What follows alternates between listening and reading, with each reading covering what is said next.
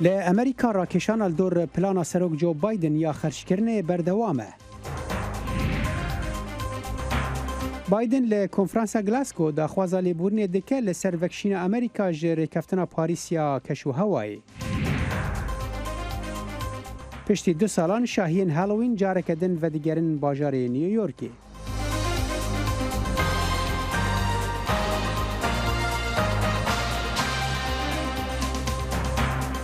جدنگ امریکا ل واشنطن پایتخت سلاو و رز بینرن هجا مکرد کنکشن ایرو سه شنبه 23 ماه بور دی ماه مجدار جوارا پیشکش دیکن. لامریشوا ایدامتان خوش. ورجینیا یک لهر ایالت گرگنگانی امریکا دایه که زور جار بو دیموکراتکان دنگی داو لهر ایالتی که تری امریکا سرکوماری زورتر هبوا. پیشبرگی ام جاره بو هەڵبژاردننی ئوستاندارێک یان پارێزگارێک بۆ ڤەرجینیا زۆر لە یەکەوە نزیکە لە نێوان تێرێ مەکاڵف کاندیدی دیموکراتەکان و هەروەها گلن یۆنکن کاندیدی کۆماریەکان. ئەم هەڵبژاردنە لەلایەن زۆر لە چاودێرانەوە وەکو ڕەفراندومێک بۆ یەکەم ساڵی سەرۆکایەتی جۆ بایدن لە پۆستەکەیدا دەبینرێت. هەفکاریمان نەجیب باڵایی ڕاستەخۆ لە یەکێک لە ناوەندیان دەنگدان بەمەرادایە کاکە نەجیب بەیانیت باش ژەکەرەمان خۆ دەکارن بە تەماشاوایانمە بیژن لەوێ چ دەگوزارەی ئان چ خەبەرە؟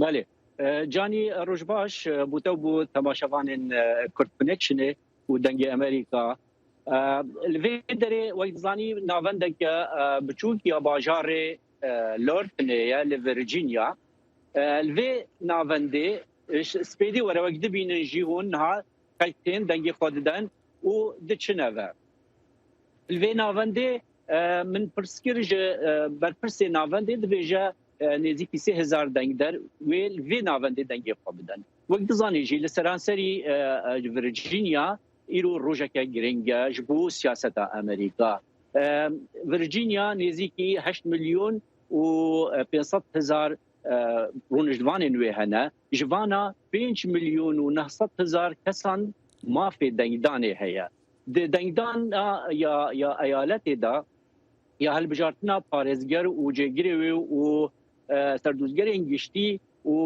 هەر وسا سەد دەلەگەیەن یەن هەرێما ڤەرجینیا ئیرو تێن ئەنجامدان پێش هەلبجارتنên پێشوەختدا li ڤەرجینیا نزیکی 1 میلیون و 100,000 کسان دنگی خود داید و که بیشتر هلبجاردن زودا ین پیش وقت دا.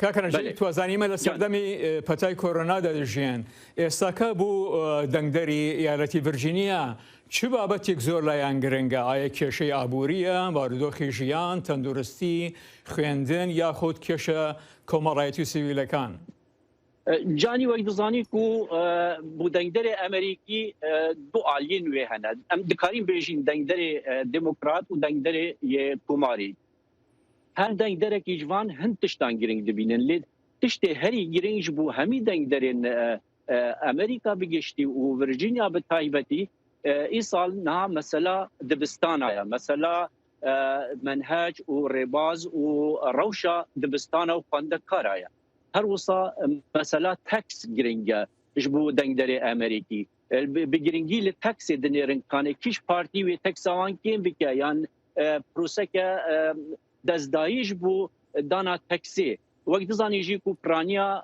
دنگدرین دموکراتان کار کرن او دخوازن تاکسا کیم هبه و هر وصا هجباره که زوریا کارسازان نوا کوماریان ده هیا او دخوازن تکسا یا کارسازان کیم ببه یعنی هر وصا مثلا یا جواکی مثلا جبر برینه ابوشن وقت بیژن جبر برنا زاروکان وان هلبجارتنان دا او جی گرینگه کو هر دو پارتیان هم دموکرات و هم کوماریان سیاستک جدا و یا نلهف هيا درباري في مسألة ديمقراط وكا شتكي نورمال دبينن وحتى آستكي تي أريكرن لديمقراط وكا كونزرفاتيف وقبول ناكن هر وصا مثلا ژینگەیە ئەو ژی گرنگە جانی دەرکەوتنی سەرکۆمەرانی پێشوو لەگەڵ یەکێک لەم کاندیدانە ینی هەر کامیان وەکو ترامپ لەگەڵ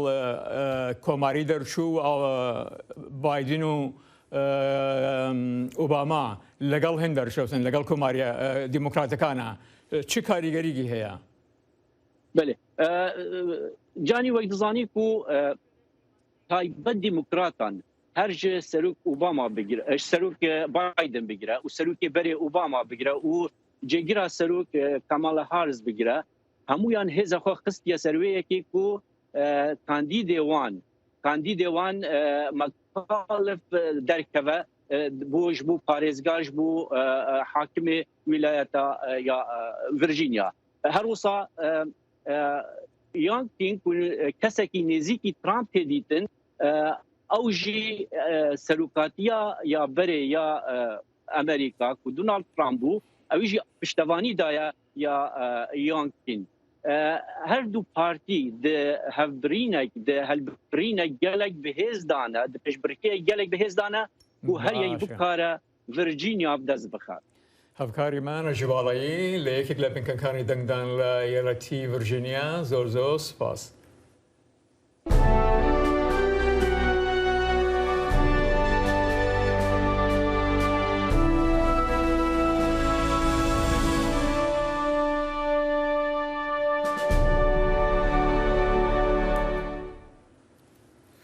پشتی کۆمبوونا وان یا لە ڕۆمایا ئیتالی سەرۆکی تورکیا رەجەب تایب ئەردۆغان گوت ویژە سەرۆکی ئەمریکا جۆ بایدن را دووپات کریە لەسەر هەلوەستا تورکیا لە دژی پشتگیری ئەمریکا بۆ هێزن یەکینەین پاراستنا گەل یەپەگێ کۆ واشنگتن وان وەکو هەڤبەند دبینە تورکیە گەفا ئۆپەراسیۆنەکە دن لە سووریە دەدە و وان دەمێن داویژی هەن عێریش لە دژی هەن بەرپرسن ڕێڤەبەریە خۆسەریا باکوور و ڕۆژهەڵاتی سووریە پێک ئانین ji بۆ ئاگاهی بهتر دەوێ دەربارەدا نها پامنێرێ me Eyûb Demîr ji Enqerê bi riya Skype bimeraye.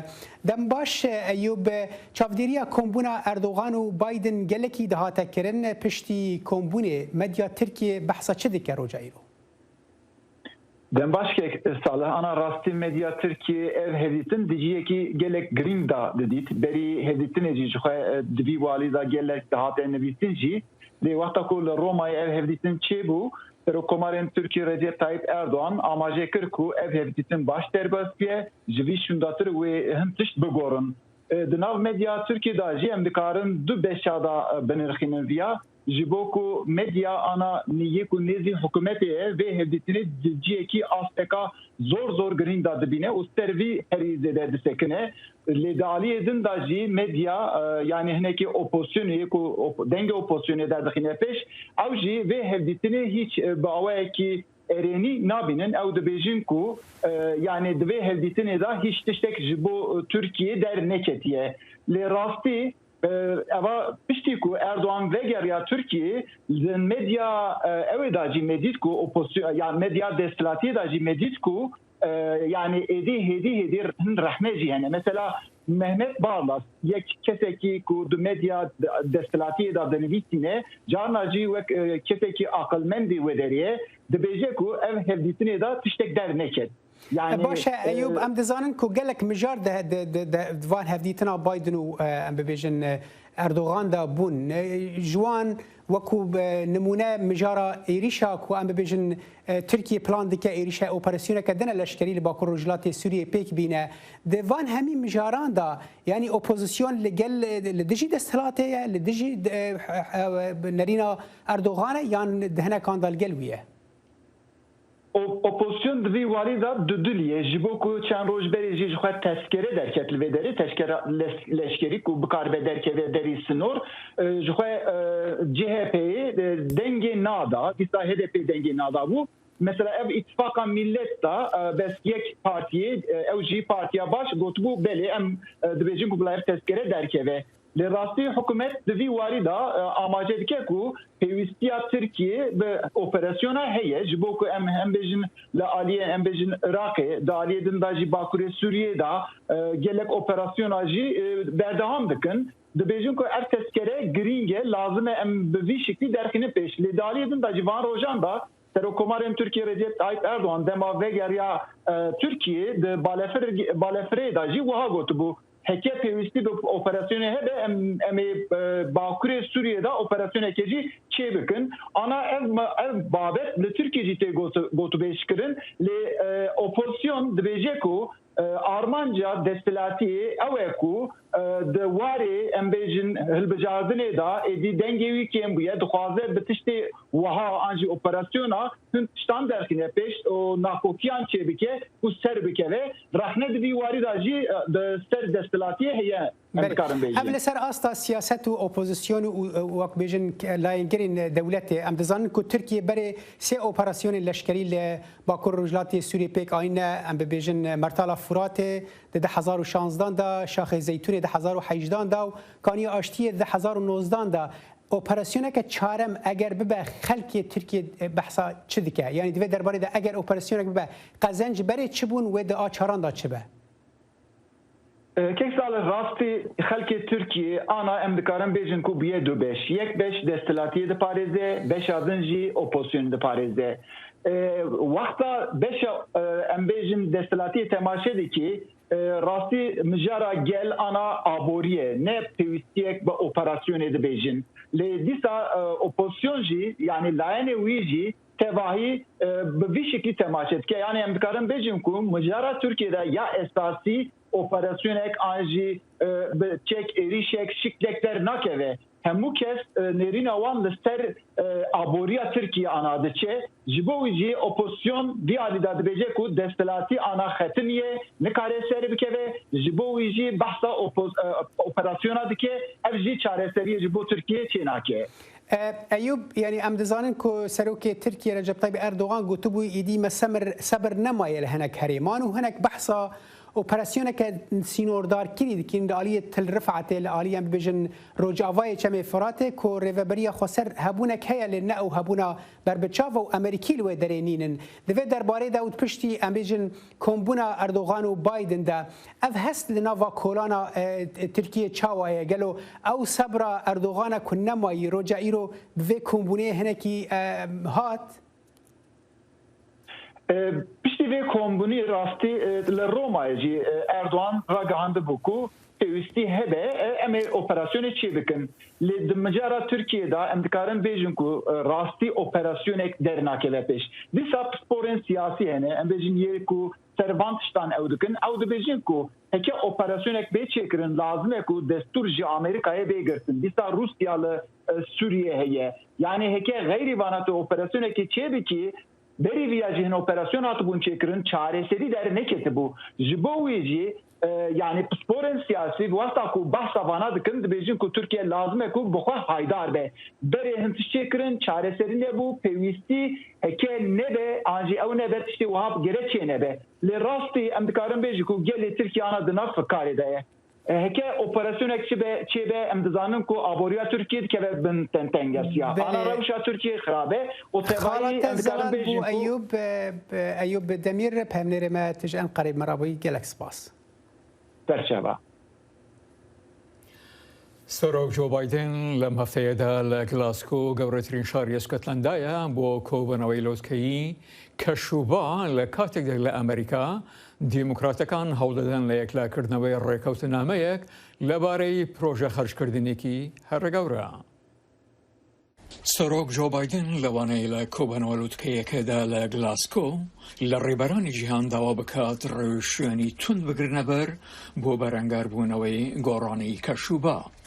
لە ئەنگیرانی بە هیوان لێرێ لە وڵات پشتگێری بەدەست بهێنی لە کاتیدا هاوکارانی یاسادانەرانی دیموکراتەکان هەوڵ دەدەن بۆ پلانی خەرجکردنێکی کەمکراو بەڵام هێشتا زۆری 1.75 تریلیۆن دۆلار لەگەڵ کۆمەڵێک لە بەرنامەی فراوان لە نیوانیان 500 میلیۆن دۆلار بۆ خەرجکردنی کەشوبا.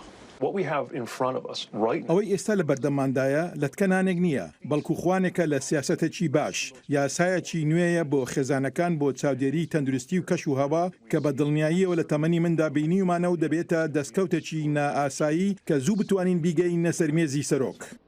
لەگەڵ دووبەرەکی نیوان دیموکراتە پێشکەوتوخوازەکان و میانە ڕەوەکان ئەو پرۆژە یاسایە کە زۆری خەیان لە ڕووی قەوارەوە دابەزی سەبارەت بە خەرجکردن بۆ خێزانەکان لە کاتی پێشوودا لەبەرەی کەشوبادا هێشتا باج هەیە لە سەرۆکارهێنانی سوتەمەنی پاکتر و ئۆتۆمۆبیلی ئەلکتریکی پارە بۆ چارەسەرکردنی کەشوبای زۆر و دەستپێشخەریەکانی باج بۆ وزەی نوێکەرەوە و با وزەی خۆر باجی بەرزتر لەسەر دەوڵەمەندەکان و پیاوانەکانی تر کە پارەی بەرنامەکان دەدەن.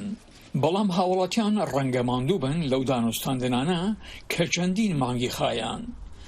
بە پێ ڕاپرسیەکی ئیپسۆسی ABC نزیکەی 70% دەڵێن ئەوان تەنها هەندێک و یاخۆت کەم تا هیچ دەزانن لەبارەی ئەوەی چی لەو یاسایەدا و یاخۆت پاکچەکەی ژێرخانی جیاوازی هەردوو پارتەکەدا هەیە. ڕێبەرانی کۆماریەکان هێشتا دەست بە پاکجی خەرجکردەکانن. تریلیۆنەها دۆلار لە خەرجکردن فراوانبوونی مەزن لە دەستگاکانی حکومی و تەنانەت هەڵەوسانی زیاتر دەبێتە هۆی تێچوونی زیاتر بۆ هەموو ئەمریکایەکان. ئەمانە هەموو لەسەر مێزەکان بەڵام وردەکاریەکان لە خوڵێچێکدا دەگۆڕێن. بەبێ هیچ دەنگێکی کۆماریەکان بایدن پێوەستی بە پشتیوانی هەموو دیموکراتەکانە لە سناتی 50-50دا و هەروەها بوونی کامەلا هەرێس جێگری سەرۆکۆمار لەبەردەستە بۆ شکاندنی تایتەرازوەکە و لە دەستنەدانی فەرەتر لە 3 دەنگی دیموکراتەکان لە ئەنجومەنی نوێنەراندا. د کنفرانسا نتوین یەکگرتی یا کەشوهەوای کۆپ 26 لە گلاسگۆیا بریتانی سەرۆکی ئەمریکا جۆ بایدن داخوازە لێبورینێ کرد لەسەر ڤەکشینە ئەمریکا ژە ڕێکەفتنە ساڵە 2015 یا کەشوهەوای لە پاریسێ کۆ بریارە سەرۆکێ بەرێ دۆناڵد ترامپ بووە. بایدن گوتە ئەمریکا هەنێکی ژە ئاخافتنên cîhaniyên kەشوهەوayê dûr ketibû lê niha vegeriya ser maseyê da ku serkirdayetiya vê mijarê bike. Çalakvanên kەşûhewayê xwepêşandanan dikin û dibêjin welatên maldar tiştekî berbiçav ji bo guhertina kەşûhewayê û germbûna erdê nekirine. Welatên ku li ser riya geşbûnê ne û bandora herî xirab li wan dibe dibêjin pêwîst e welatên maldar pêgiriyên xwe yên darayî pêkî bînin û salê $100 milyar ji bo îveyekê terxan bikin. Biden destpêşxeriyek ragihand ku dê salane $3 milyar dabîn bike berî sala 2024 wekû beşek ji paketeke mezîntir ya darî ji bo rûberûbûna guhertina kەşûhewayê. نوێترین هەواڵ و زانیاری خێرایی و متمانە لە فەیسبووکی دەنگی ئەمریکا. ئەمڕۆ سەرکردەکانی جیهان لە نزیکەی 200 وڵاتەوە دەگەنە گلاسکۆی اسکۆتلەندا هەروەها بایدنیش لە پێشدا لە ڕۆماوە گەیشتا و شارە بۆ بەشداریکردن لە دانوستاندنەکانی کۆبوونەوەی لوتکەی نەوەی گردوەکان لەوارەی کەشەوە. سەرۆکی ئەمریکا جو بایدن گەهشتە سکۆتلاند بۆ بەشداریکردنê di kombûna COP26 da. Çalakiya îro girêdaya bi 200 rêberên cîhanê ve bû destpêkirina danûstandinên giring û ramanên xwe yên bersîngirtina guherîna jîngehê aşkira bikin. Ez bawer dikim hûn ê pêşveçûnên mezin yên me bi dest xistine bibînin û divê karekî zortir pêtekirin. Pêdiviye em singiyê bixin ser ewa ku Çîn nake û ewa ku Rûsya û Erebistana Siûdiyê nakin.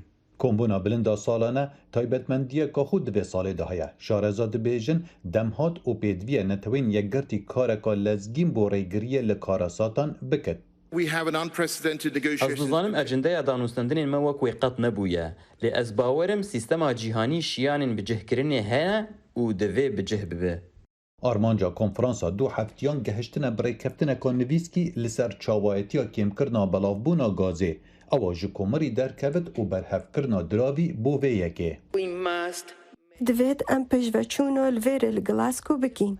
Diplomat û şarezayên keşûhewa dê pêdaçûnê li ser pêşkeftinên derêkeftina Parîsê de hatî bikin, de alîkar bit bo rêgiriyê li bilimbûna navinciya germahiya cîhanê ne pitir ji 1.5 pileyan hember germiya ji berî peydabûna şoreşa sazkariyê. Şorovekani ya netewên êgirtî dibêjit heta ku em armancên niha jî bi dest bêxîn lê hêşta pila germiya erdê bi 2.7 pileyan heta dumahiya vê sed saliyê dê bilind bit. Guhertina lezgîniya jîngehê zingilê hişyariyê bo cîhanê lê dide, بۆ خۆردکردنا بزاوان و چارەسەرکردنا زیانان دەوێ ئەم نوها کارێکی بکەن. حزب نیگەرانیەکە زۆر هەیە دەربارەی سەرکەوتنا vê konferansê digel neamadebûna hejmareka rêberên mezinên cîhanê wekû rêberê Çînê û Rûsya.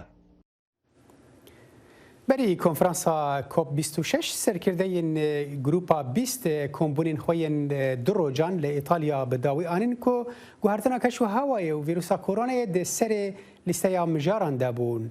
Wan soz dan lê di hin waran da bi ser neketin.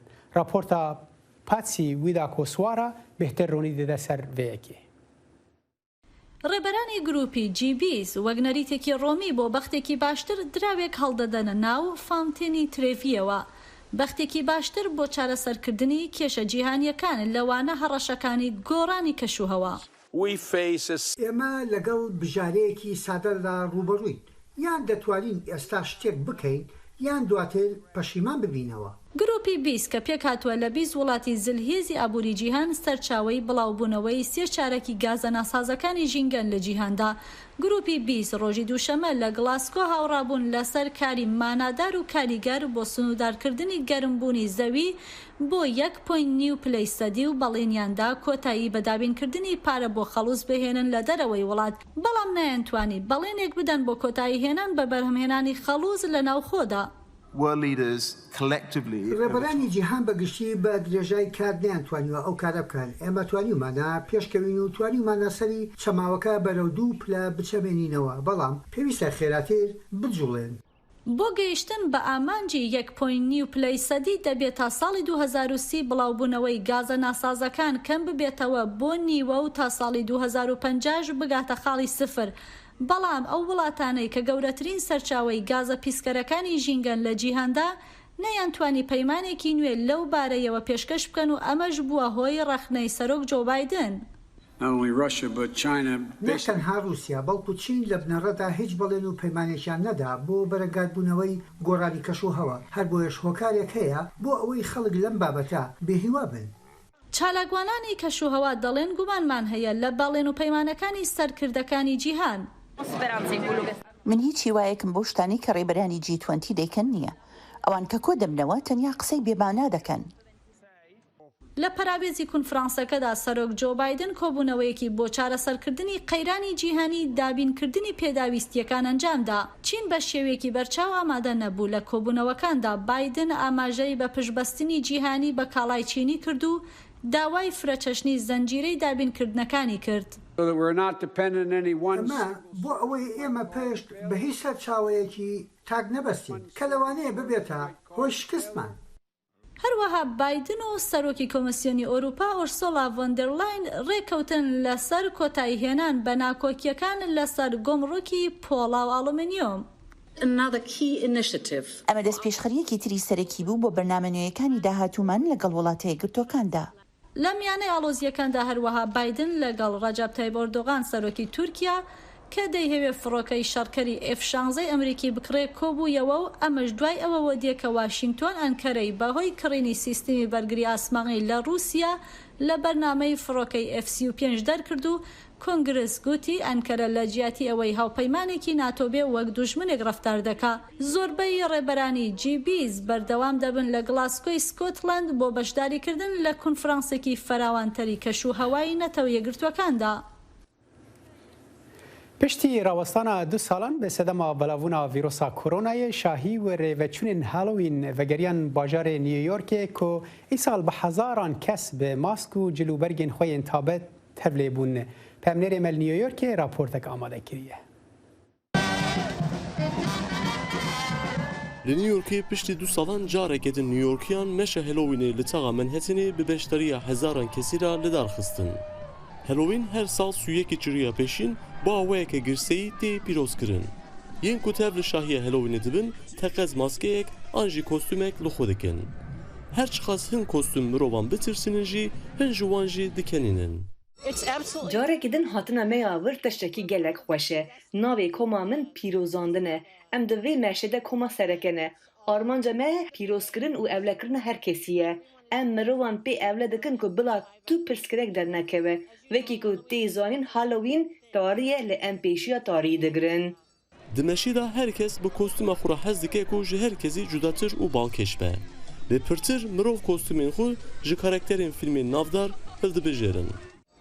My costume is the worker from Squid Game. کوستوما من کوستوما کارکرین تغیزه فیلم به ناو سکوت گیم تی.